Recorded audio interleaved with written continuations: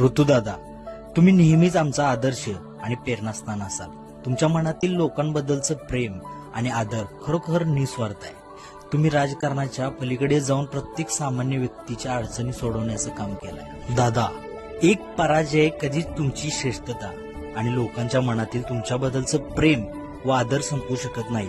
दादा, विरोधकाला सुद्धा प्रेमानं हात देणारा ऋतुदादा आहे. एका सच्च्या कार्यकर्त्याचा नेता म्हणजे ऋतुदादा आहे. एका भावाचं प्रेम म्हणजे ऋतुदादा, एका मित्राचं नातं म्हणजे ऋतुदादा आहे. ऋतुदादा, काय बोलावं तुमच्यासाठी?